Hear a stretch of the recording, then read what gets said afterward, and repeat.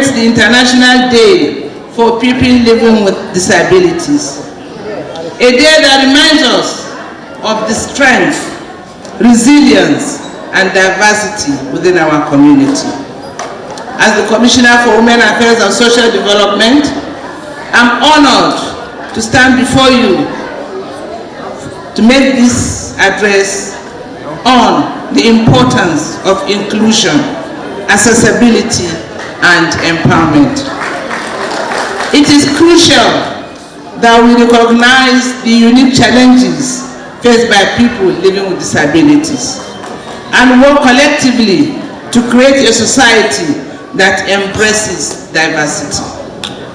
Our commitment as a government has been that of inclusivity that extends beyond rhetoric.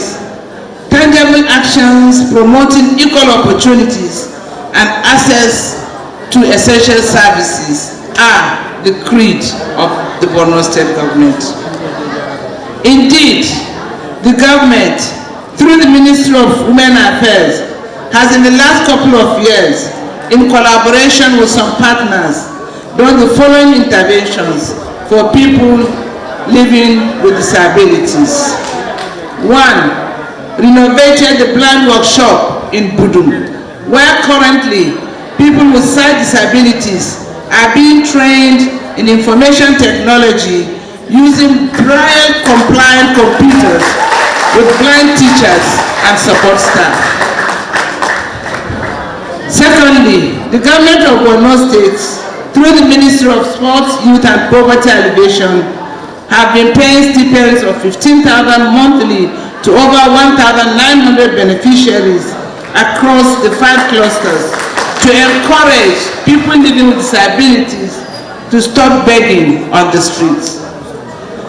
Thirdly, in the last recruitment exercise for teachers that was conducted by the Ministry of Education, all people living with disabilities that qualified were given letters of employment. This also in addition to the establishment of e-learning centers for the blind, and materials for acquiring such knowledge was also distributed. Again, over 700 women with disabilities were trained in poultry farming and supported with chicks, feeds, and hatchery machines in MMC and JRA local government areas. This we did in collaboration with the Catholic Relief Service. In the last 5 years of the administration of His Excellency, Professor Babagana Umara Zulum, all distributions of palliatives and startup kits by his wife, our First Lady, Her Excellency Dr. Falmata Babagana Umara Zulum, has always reserved a certain percentage for people living with disabilities.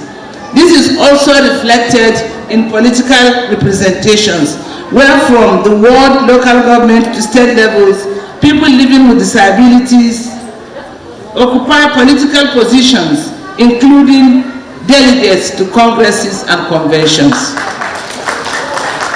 In collaboration with the UNFPA, the ministry has held awareness and sensitization workshop for the staff, students, and parents of the special school for the blind on gender-based violence. Again, the school was earlier renovated to enhance learning within the premises.